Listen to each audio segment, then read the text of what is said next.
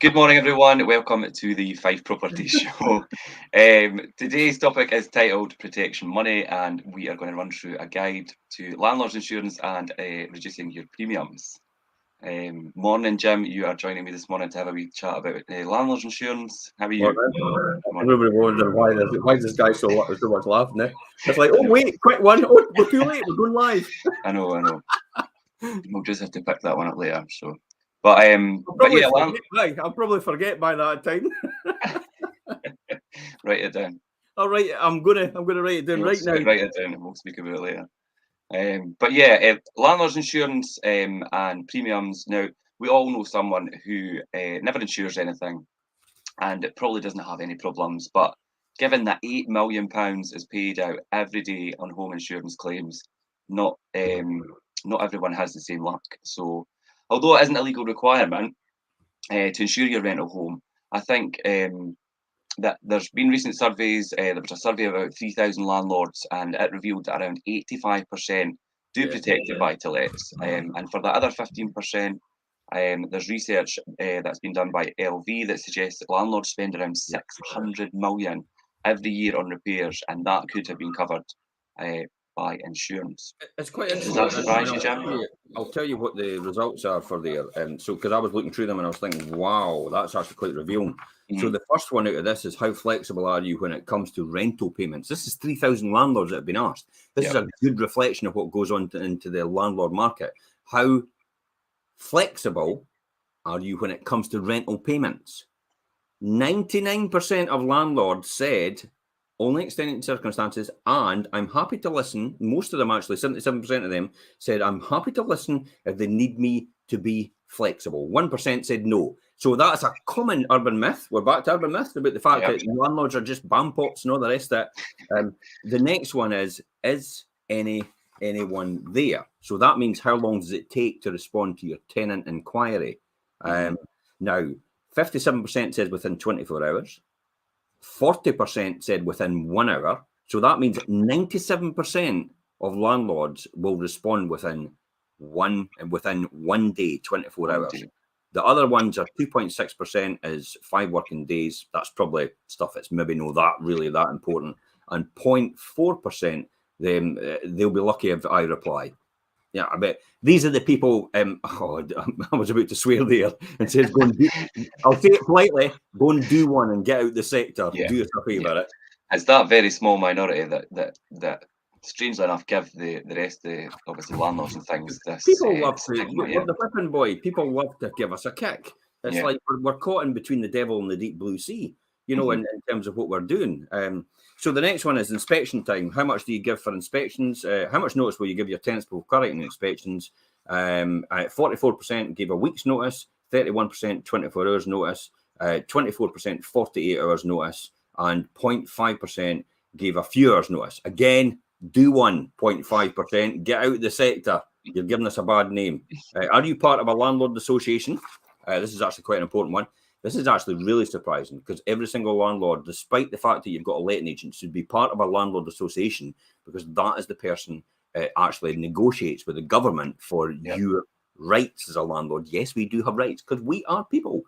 Prick me and I do bleed, is the expression. I think that's been heard before.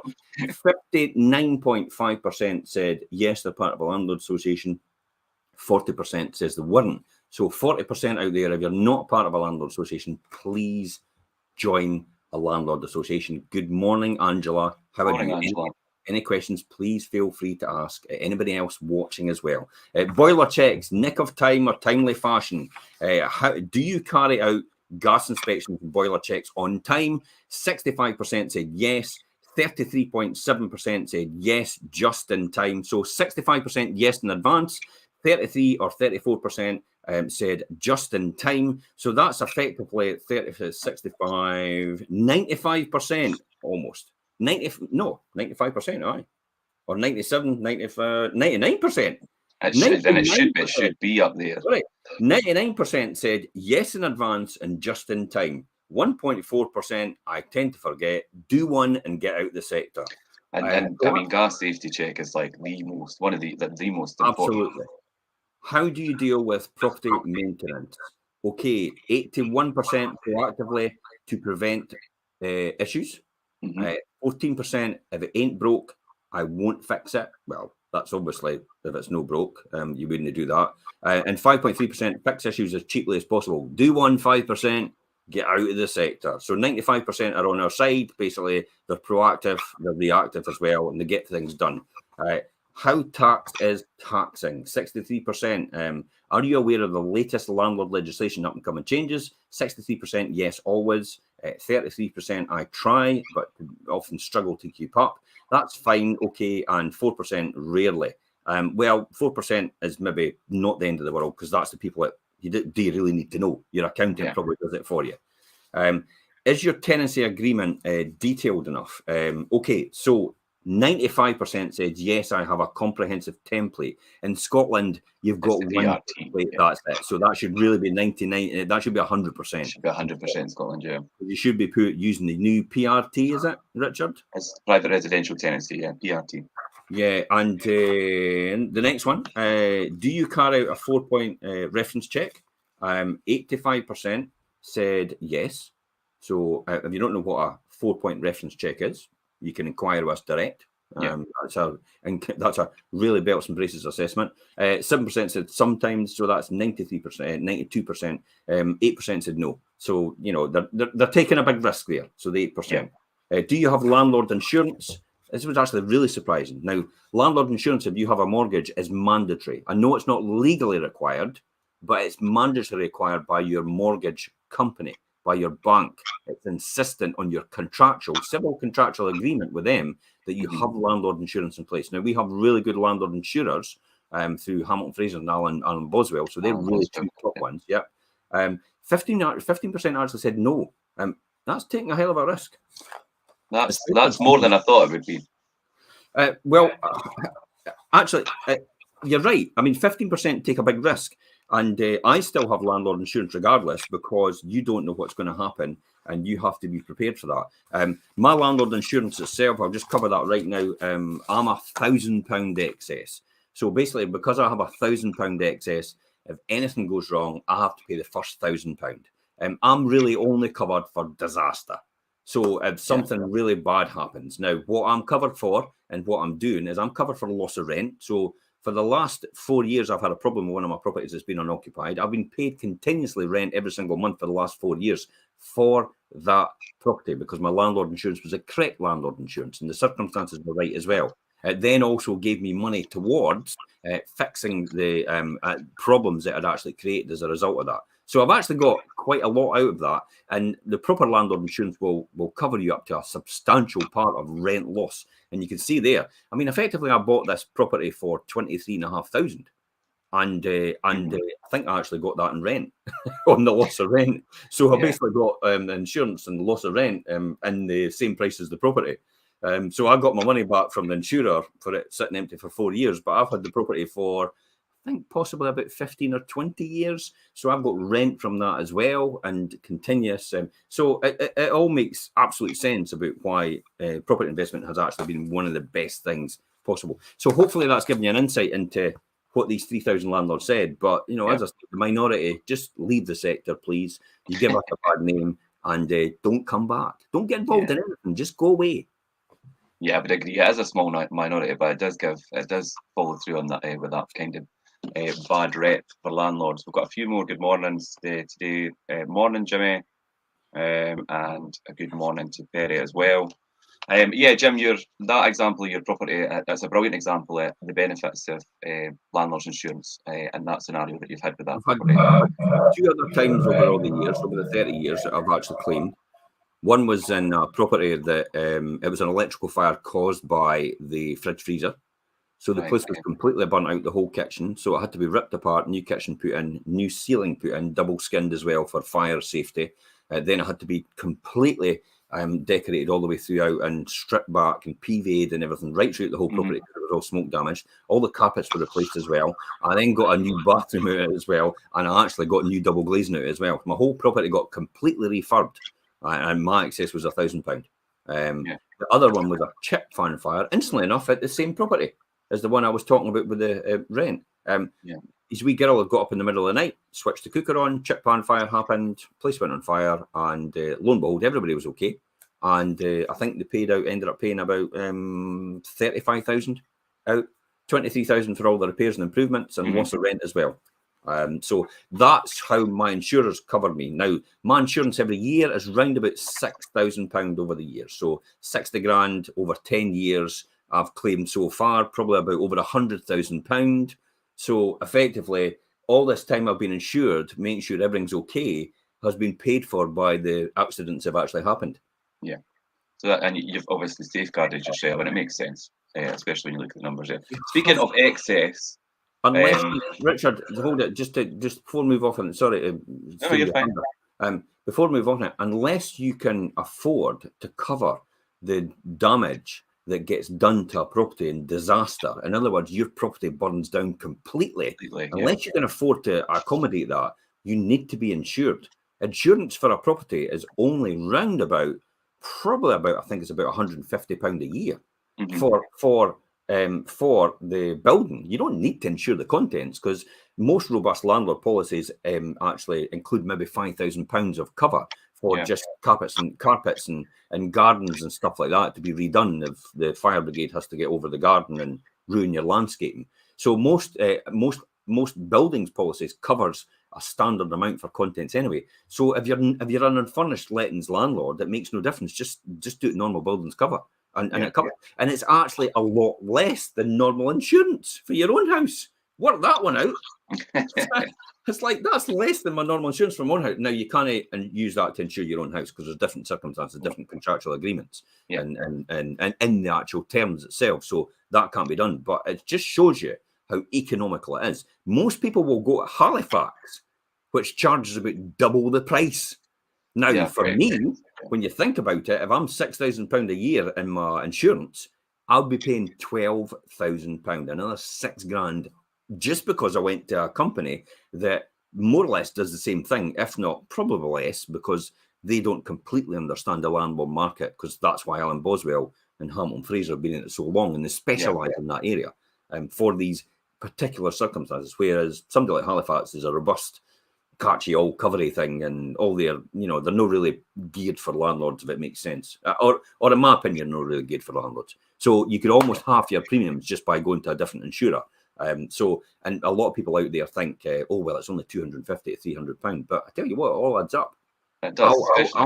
I'll come and take £100 out of your pocket right now, and you'd be raging, wouldn't you? Well, you let your insurer do this every single year. Don't allow it. Just shop around. That's all you need to do. There's loads of sites. Compare the Market. There's the Martin Lewis. There's loads and loads of sites. It can do that for you. Shop around. It's important. Alan Boswell, Hamilton Fraser, probably two best policy providers you can get. Okay, back to you, Richard.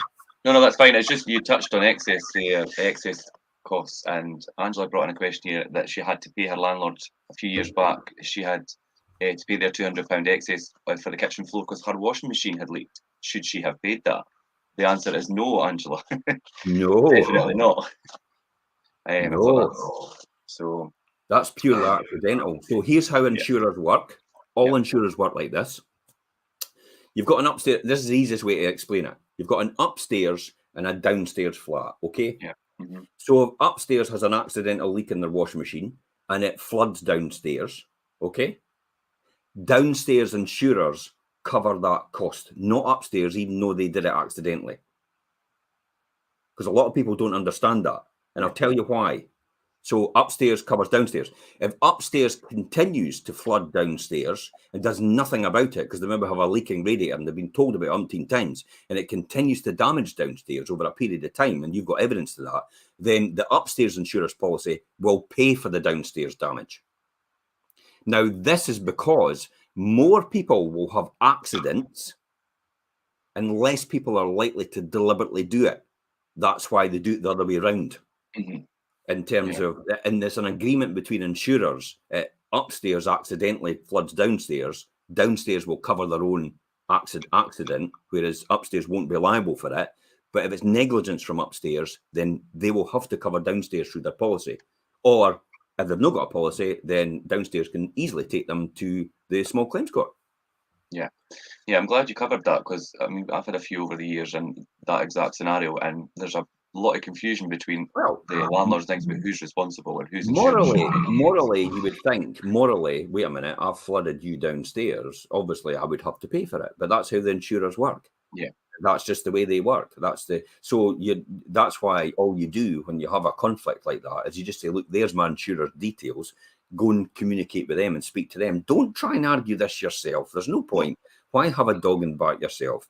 Give them your insurer's details for upstairs. An insurer will then tell them they'd go to their insurer, and then the insurance companies can flab between each other, and they know the rules, and then downstairs pays for it.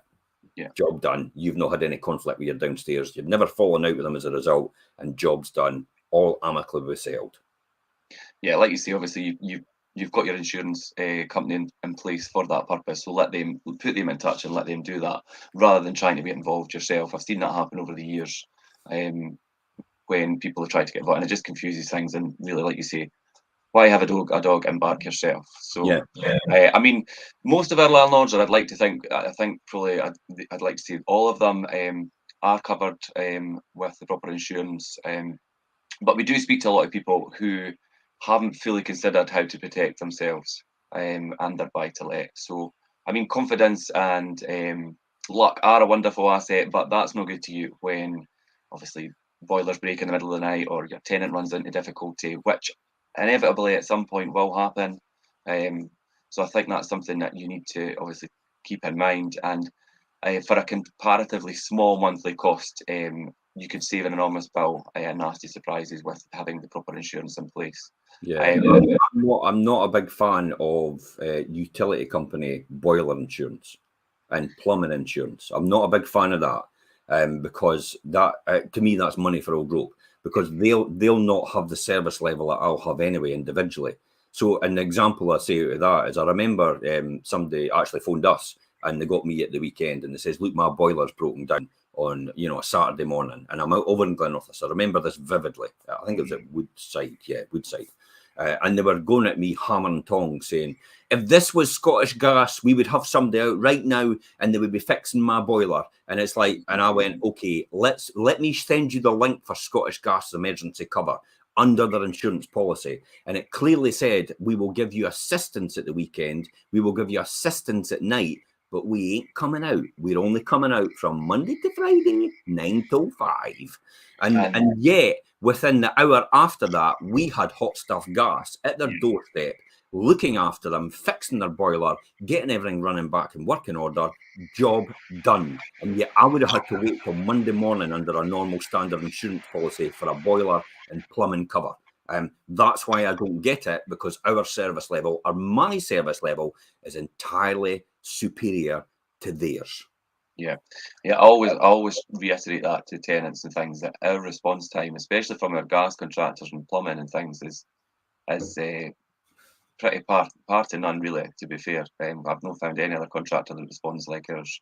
They've been a godsend to us for the last 10 years and more that we've used them. So that's why I treat these people like gods. At the end of the day, if your job's done, great, you're paid. That's it. No argument. Job's done. Tenant's happy. We're happy with what's been done. Paid straight away, irrespective of waiting on rent. I'm amazed at how many letting agents say, well, I've got to wait for the rent to come in so I can pay off the landlord's money. And it's like, away you go, boil your head. It's like, I've done the job. I'm wanting paid right now. You contracted me to do it, no the landlord, so you're the one that pays me. It's up to you to make sure the landlord gets the money. Because I remember in the past that people used to come back and say, oh, well, the tenant's not really paid the money this month, so I really can't pay. I can't reimburse you for, this and for that. And it's like, what do you mean you can't reimburse me? My contract's with you. It's not with the tenant. Yeah. It's like, so if you go and put your name on it and you agree with me, you're agreeing to pay me. You're not agreeing to wait for the landlord to get paid, for me to get paid. That's not how this works. And that's why we keep everybody, all our contractors, and look after them. And the ones that don't, obviously the ones that after a period of time that maybe fall by the wayside, or they don't get good service level, and it kind of, now we've got them and we're working with Fife properties, and it's like, and they just kind of relax and stuff like that. It's like, well, forget it. You're out the door. We're going to get somebody else if your service level starts to drop. That's the reality. So we have really good contractors for that reason, and we make sure we look after them all the time. So if you're on that service level par and you're not working with us right now as a contractor, then contact us, guys. It's important that you do that, because we want to work with people who have got not just good service, but outstanding service.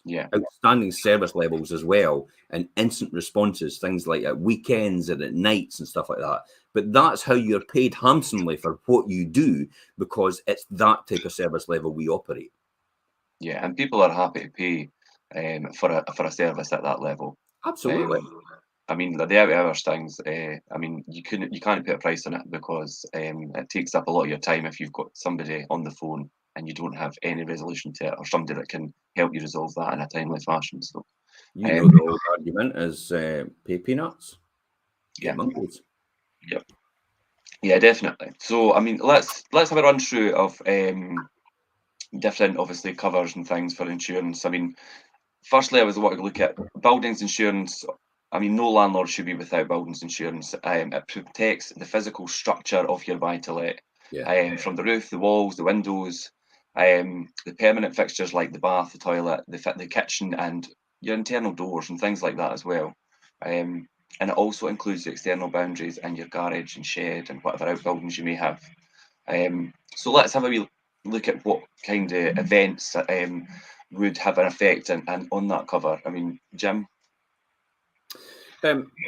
Well, probably things that like building insurance. It covers things like, as I said before, about fire, explosion. I mean, how often are going to explode? I mean, you are covering the worst case scenarios here: the floods, the earthquakes. That's around the world. That's elsewhere.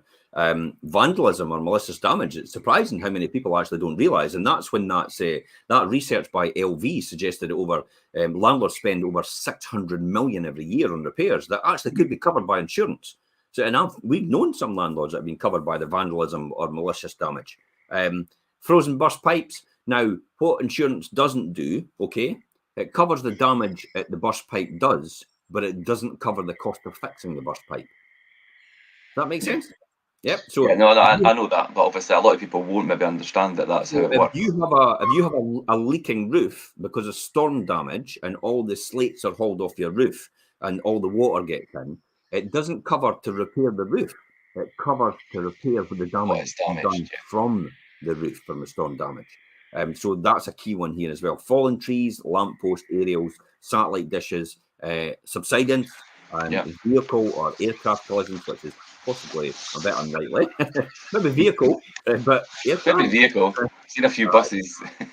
But worst case scenario, though, it shows you, what it would cover if it ever did happen. If you have a mortgage on your buy-to-let, your lender will insist, as I said before, that you have the insurance cover for the outstanding balance of the loan as well. So the buildings cover. Now, buildings cover and valuation are completely different.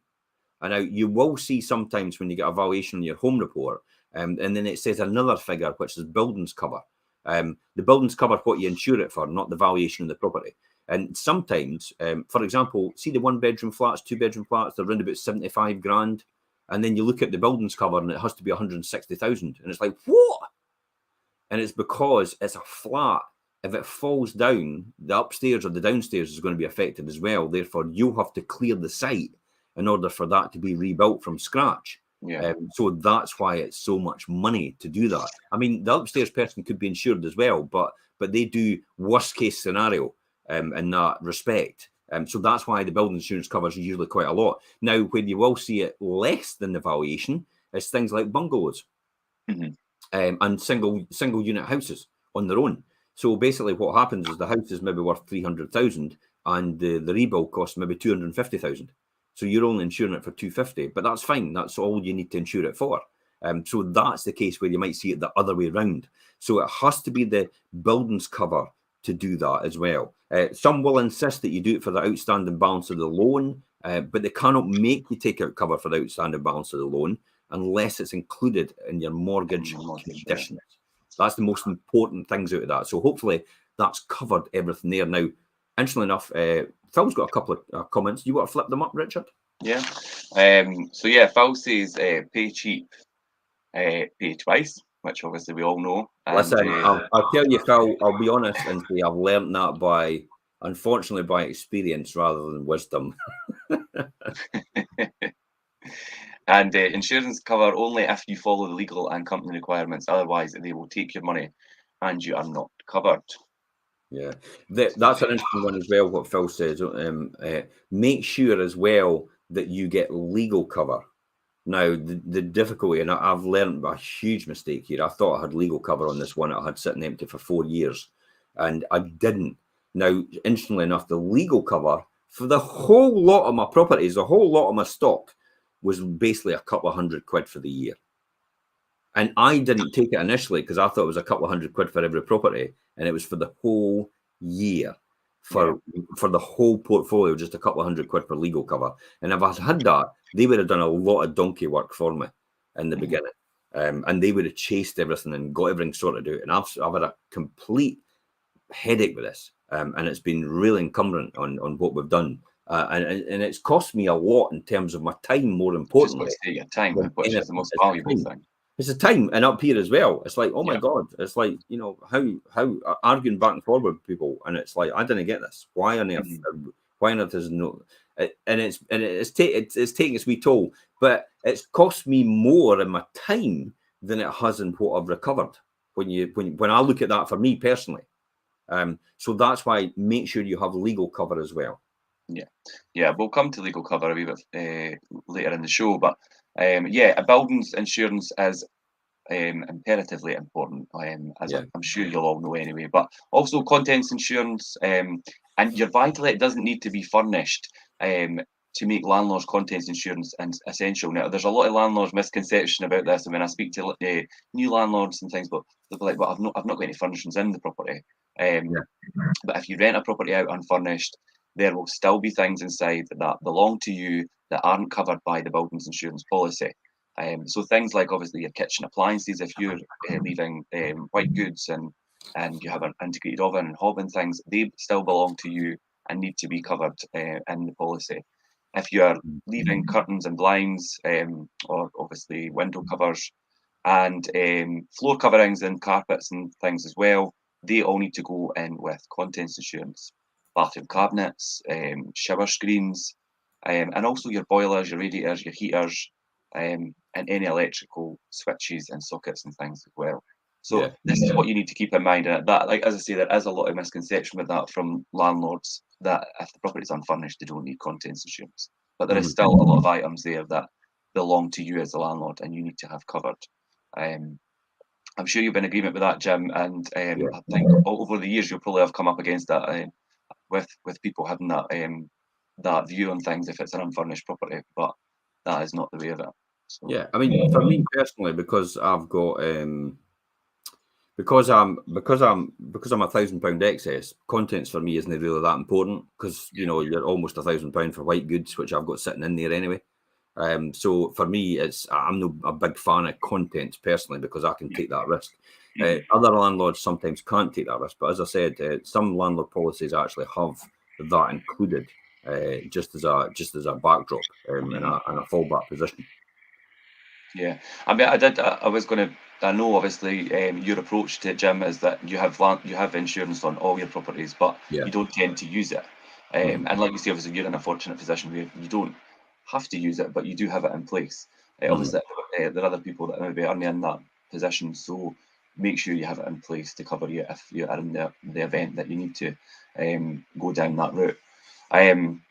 With regards to contents insurance, if your rental property is only equipped with budget fittings, some people may feel that it's not worth insuring. But if you're aiming for a premium rent and high quality specification, it's worth protecting the investment you've made. I think we've done a lot of shows and talked about refurbs recently and doing things to a certain level where you've got a property at a certain standard to attract higher rent and obviously good tenants.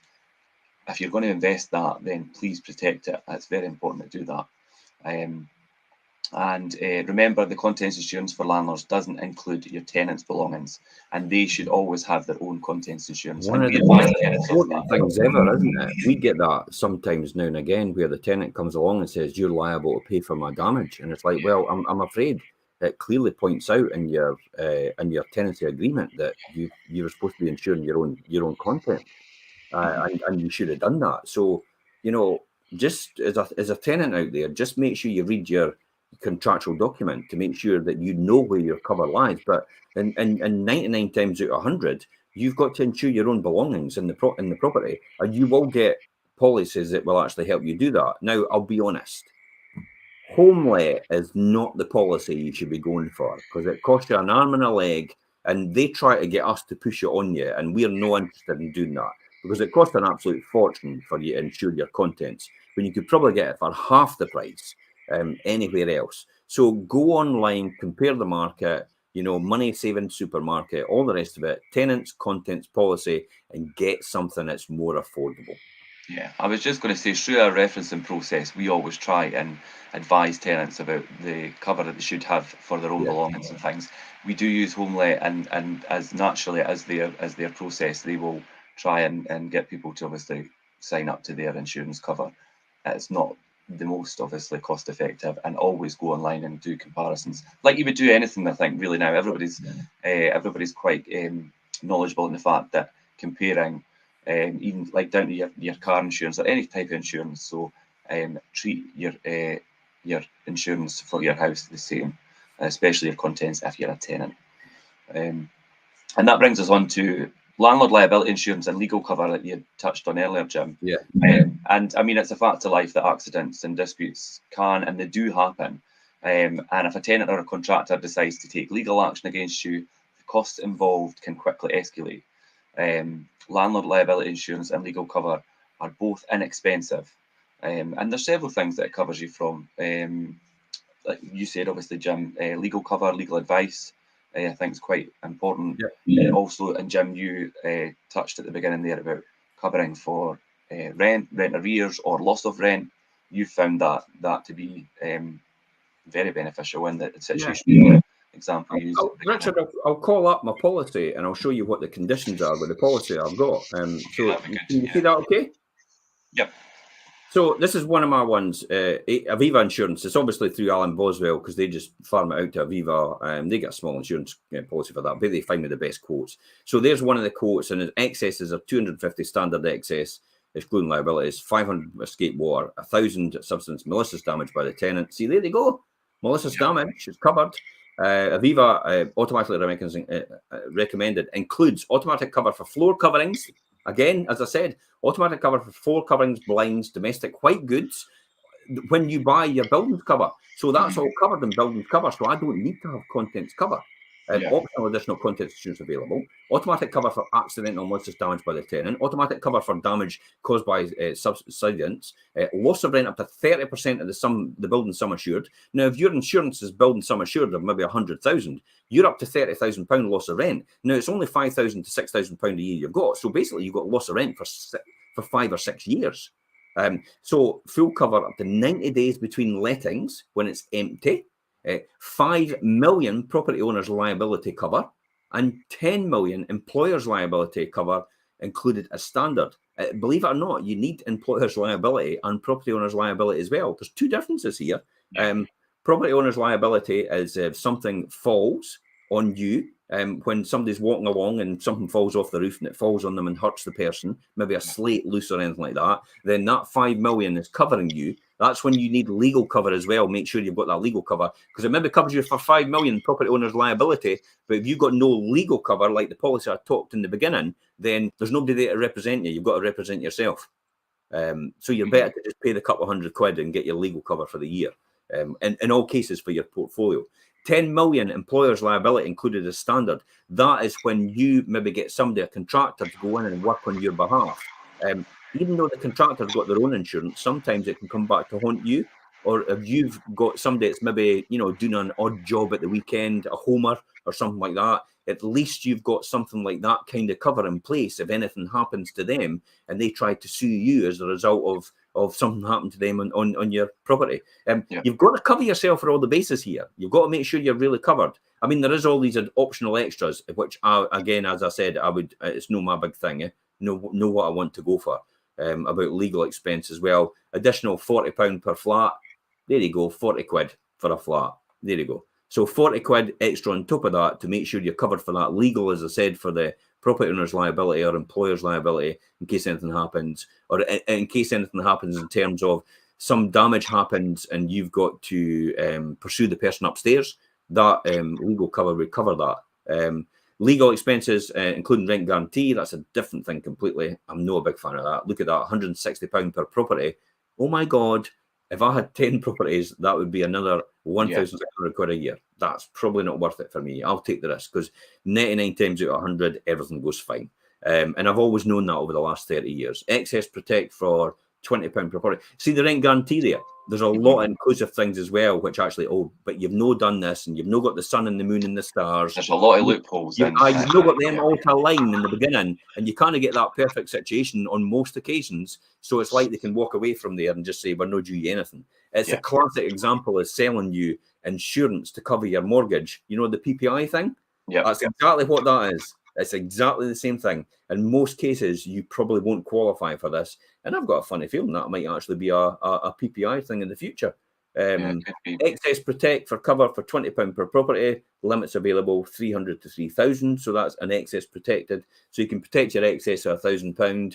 So if it does happen, then it could be paid. That may actually be a good one for me. I never thought of that. 20 quid to cover £1,000. Home emergency cover, additional £100 per property, and that's the one I'm no a big fan of because they're not as responsive as what we do individually anyway. And I think my response rates are more important to keep long-term tenants and actually to keep people happy, and also to make sure my property is looked after quicker. I mean, if your property is flooding, you can't really wait till Monday till somebody comes out. You know, that's no on. So these sort of things. Holiday home legal expenses, there's another one there. So that's the sort of policy that I've got in terms of what I'm using. So if everybody could see that. Yeah, no, that's a good example, Jim. Thanks for sharing that. But yeah, definitely right. Obviously down to solicitors and court costs and disputes over repairs and renovations. And as you say, if the employers cover there, which is interesting, a lot of people, obviously personal injuries to the property, tenants, guests, contractors. These are all things that you need to be covered for.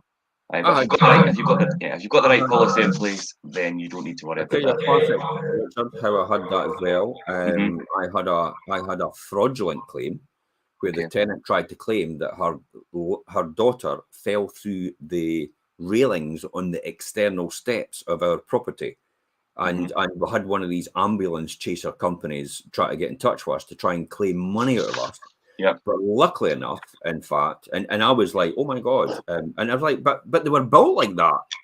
If she fell through it, it's her fault. It's not up to me to make sure she's wrapped up in cotton wool. And it's up to you as a parent to bloom and look to see where she is on occasions. If she's swinging out the windows at the top window, that's not my fault. That's your fault as a parent.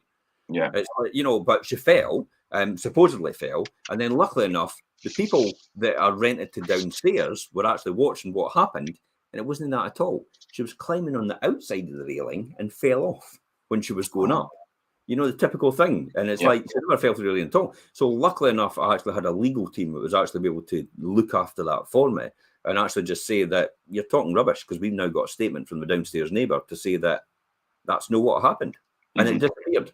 But equally, if you hadn't covered for things like that, look what could have happened. You could be sitting there.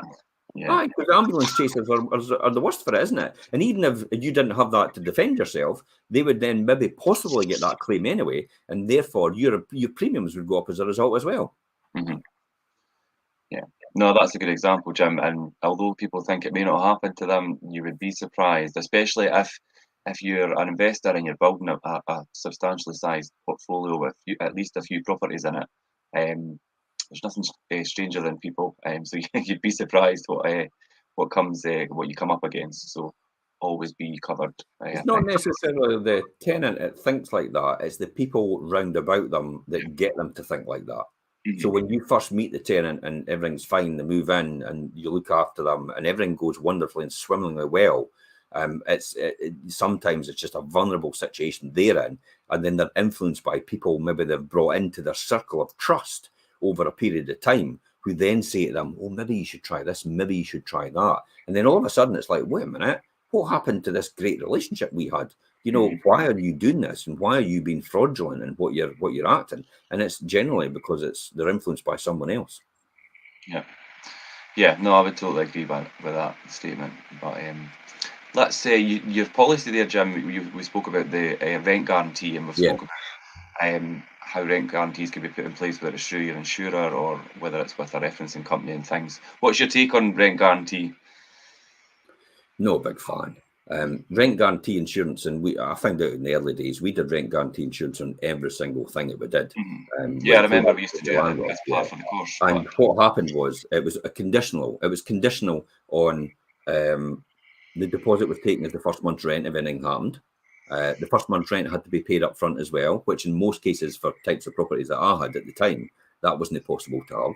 The tenant had to have a proper job and have to be credit referenced and passed. If not, they then had to have a rent guarantor. And then if the tenant fell into arrears by 1 day over the month in arrears, then you had to quickly notify them. And if you didn't notify them within that period of time, then the rent guarantee insurance would be invalid. And it's like, whoa, wait a minute. It's like so you have to continually bombard the tenant. I mean, it's maybe possible that they've just forgotten, and it's a friendly reminder. Like I would phone up and say, "Did you realise that your rent hadn't come through this month? Like, obviously something's happened at the bank. Maybe the standing order's fallen over, or you've just not had time because you've had to deal with the kids to do stuff. If you could just get that sorted out in the next couple of days, that'd be absolutely fantastic. They would go brilliant. We'll get that sorted. There's no sort of where's your rent? What are you up to? And all the rest of it. It's like that's no my style. That's just no right at all. It's only a couple of days. Let them get a couple of days breathing space and make sure it's all done. But just a gentle, friendly reminder. Whereas what the policy was insisting that you were actually straight on them like a ton of bricks, sending a letter through the door, more or less threatening them with eviction and everything like that. It's like, whoa, I just do not like that at all. That is not my style. I'm in business to serve someone else. And that is ultimately my customer, which is my tenant. So I'm the person serving. The relationship is not the other way around where they're looking after me. I'm looking after them. I have a duty of care towards them as well to make sure they're looked after and their property is wind and watertight and all the legislation is complied with. That is my obligation. Their only obligation for me, look after the property, don't be antisocial and pay your rent. That is it. And then have a great time. Yeah, and enjoy living in your home, really, essentially. Have a great time. I'll give you a house, you make it a home. Yeah, definitely. But yeah, rent guarantee policies, I mean, your typical policy requirements do include things like credit checks, the appropriate references for every tenant, your previous landlord or managing agent and or your employer, a signed tenancy agreement by everyone living in the property or that's on the tenancy agreement, and a protected security deposit in the government approved scheme. And there's a lot involved in that. But obviously, as Jim, that thing about the protected security deposit in a government approved scheme. There's a lot of tenants out there that won't realise that their deposit, if they have a deposit on their property, has to be protected by a government approved scheme. And what does that mean? Yeah, well, it needs to be obviously banked in, and there's 3 different government schemes in Scotland. There's we use Safe Deposit Scotland, and I think which is predominantly, I think it's the most common one that is used. And you need to lodge that deposit within the first 90 days of the beginning of the tenancy, and it needs to remain there for the duration of the tenancy. That deposit needs to be registered.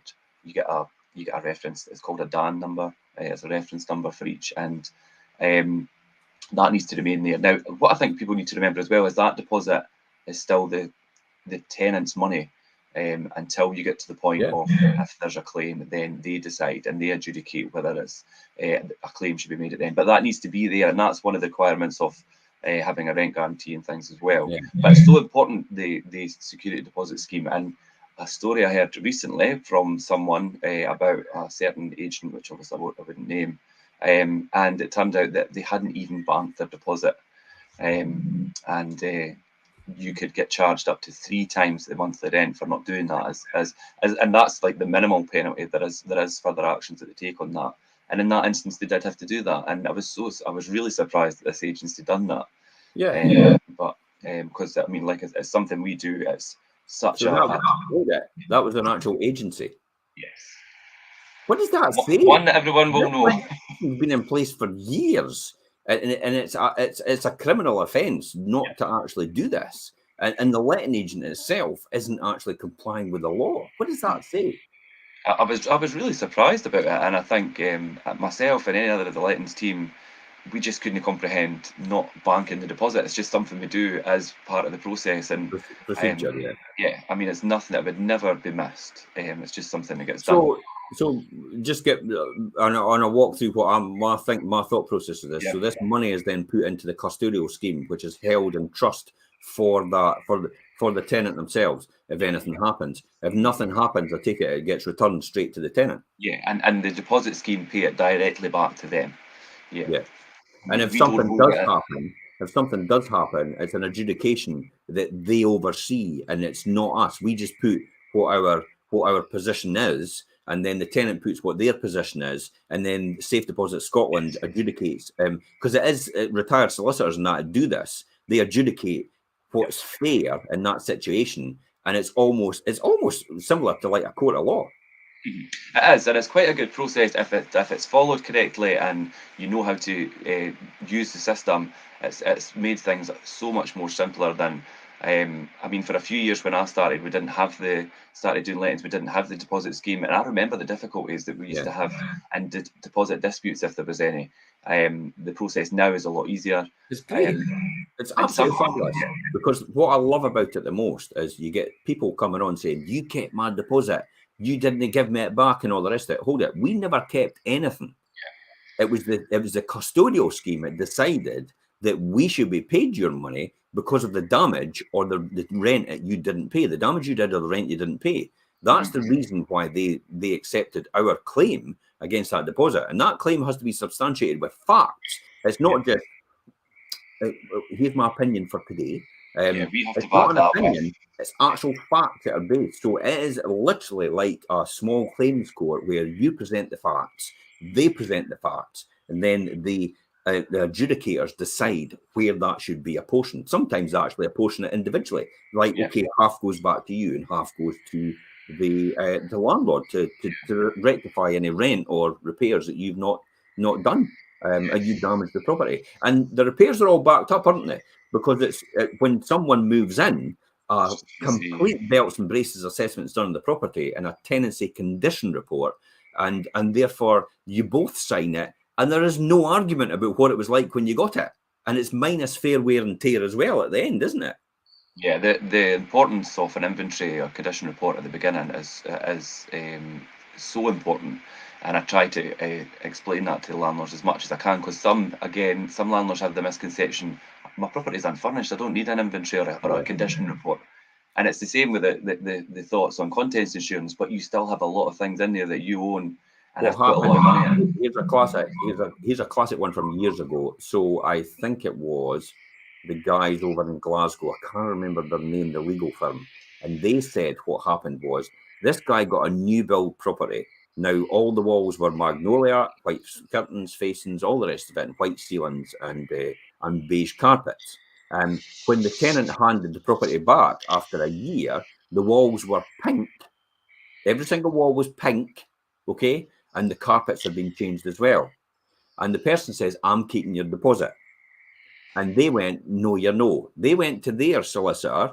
The solicitor sent a letter and says, "Could you provide us with proof that it was like what you said it was in the beginning to substantiate your claim?" No.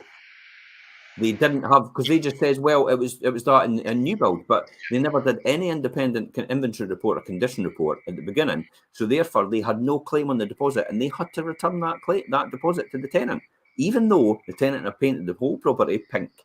Yeah.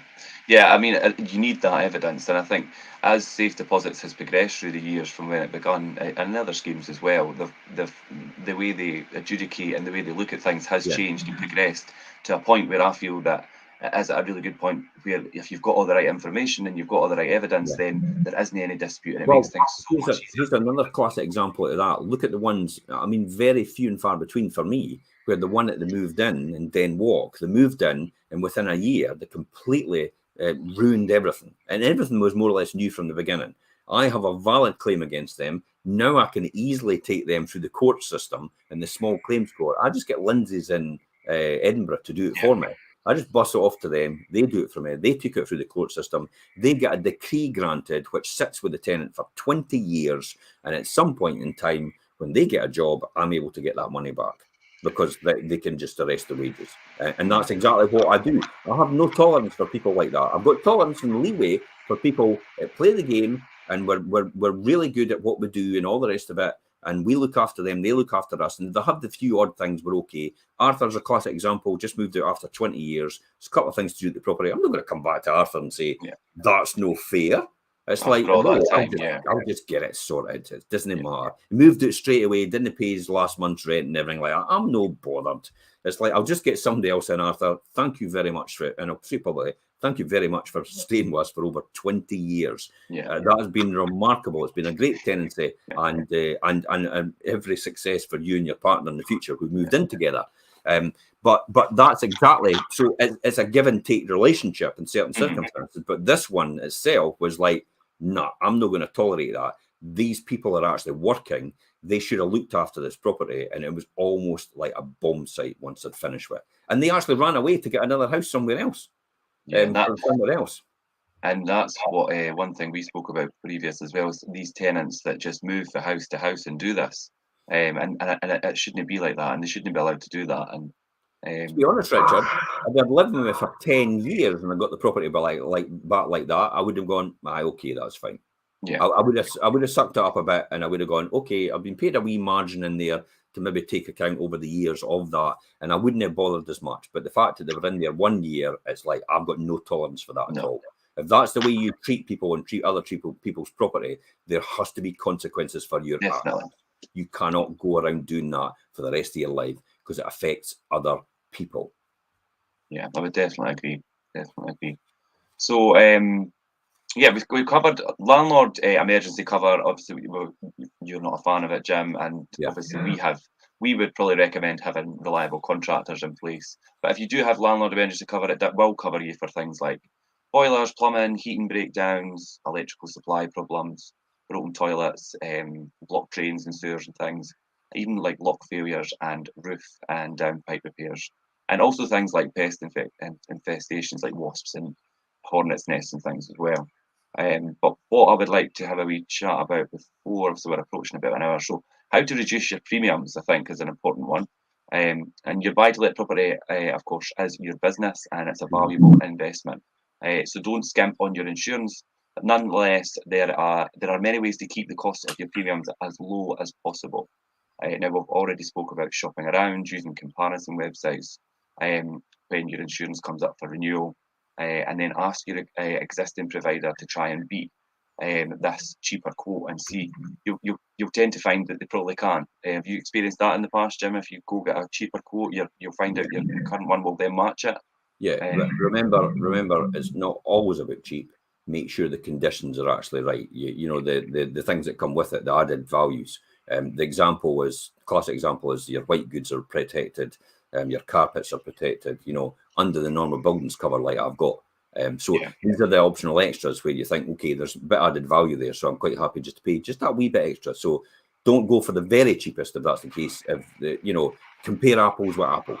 That's the most important thing. But definitely shop around. As I said, the most extreme one I know is probably Halifax. They charge an absolute arm and a leg, and it's possibly double what I'm paying for every single property. Yeah, that's extortionate. To think that you've got people that are paying that.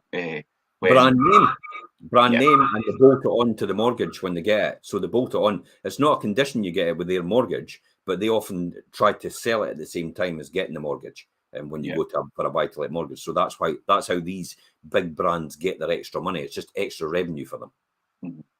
Yeah, definitely, and obviously, as well as speaking to the big names and home insurance, check with your letting agent. We've already discussed about industry-only deals. We obviously recommend Alan Boswell Group, and I would actually as well. I would recommend the other one. The Hamilton Fraser. I recommend Hamilton Fraser's because I know Paul Champolina. Now, Paul Champolina is obviously on the telly all the time. Through Channel 5, Landlord, Tenants, Nightmares, and all the rest of it, and Landlord Nightmares. But Paul's actually ambassador for Hamilton Fraser as well. And I spoke to Paul recently, and they're comparative amounts. So it's really horses for courses with the two of them, whether it should choose Alan Boswell or Hamilton Fraser. So I've got no preference really. I've just stuck with what I know because there's no been any compelling reason to move to Hamilton Fraser. But I think Paul's maybe convinced me next time round. Yeah, and claiming your insurance policies premiums, back through your tax return. Now, obviously, I don't think people will be aware. A lot of people will be aware you could do that. There's a lot of obviously tax deductible expenses when you're a landlord, so take advantage of that. Explore your Even better. Look at this, Richard. Even better. For every £100, you're only really paying £80. Yeah. Because you're getting it back on your tax. If you're a high rate payer, for every £100, you're probably getting it for 60 quid because you're getting it's tax deductible. See that? So it's against it's tax deductible against your income. So the 100 quid it's coming in, the policy is actually you're saving that money in that. Yeah, of course, definitely. And I think if you've got a portfolio, always explore the portfolio policies that you have in place and always review them. Like you say, Jim, you've got your insurance policies that you use and you're comfortable with them, although you might, like you say, obviously Hamilton Fraser's become something that you've thought about, but Alan Boswell Group tends to give you the cover that you're comfortable with. But definitely review your policies that you have in place on your properties in your portfolio regularly. Improving security on your property is a good one. Have good solid locks. They say burglar alarms. People, I mean, depends whether I think that's a judgment call if you would want to have a burglar alarm. A lot of people don't in a rental property. Increase your voluntary excess, but only to a level you're comfortable paying if you need to make a claim. Do you agree with that, Jim? Yeah, I would. It's exactly what it says I'm going to do with the £1,000. Yeah, definitely. So I'm paying just a comparison. I'm paying £1.36 for every £1,000 worth of building cover. So think about that. £1.36 for every £1,000 worth of building cover I pay. And that's what it covers my loss of rent, all these things that I've spoken about previously. And that's what I pay. I was paying £1.40 20 years ago. So my policy has never really gone up at all in terms of the amount. It's only the value, the accidental cover I would have to insure it for has gone up. So the actual rate per thousand hasn't really gone up at all. I mean, that's a fantastic rate at £1.36. Are you paying out there £1.36 per £1,000 rebuild cover? And I'll probably guarantee you some people are into £2, £2.20, £2.40. Yeah, that's interesting, Jim. But that just demonstrates obviously the minimal cost, which obviously will leave you in a position where you're covered and feel a lot more secure with your buy to let. I think it's always important to take good care of your rental property and its fittings. Neglect is not covered by insurance and leads to disputes and dissatisfaction and damage. And I think most importantly as well is carrying out regular mid-tenancy inspections is really important, at least every 6 months. Obviously, in recent years with the pandemic and lockdown and things, that has been quite difficult for agents and landlords, but we're getting back on track with that. Getting back on track with it, that's interesting. But is any other letting agents getting back on track with it? Are they just choosing to ignore it now? There is some that have it's maybe fallen by the wayside, and we are trying to press ahead with it so much because we realise prevention's better than cure. Yeah, definitely, and it allows you to spot potential problems and things before they become a big issue. Diligence works and helps you reduce the cost of your repairs and minimises the risk of disputes in a property. And I think that is really important. Just before we finish, Heather's jumped in here and says, really informative. Thank you. Thanks for joining today, Heather. I hope you have found what we spoke about today quite informative. Please jump in the comments or message us direct after the show or at any time, really, to speak about what we spoke about today or just anything lettings, property management related or investment related. And join Jim and I on... Jim, you'll be doing your rundown on Sunday?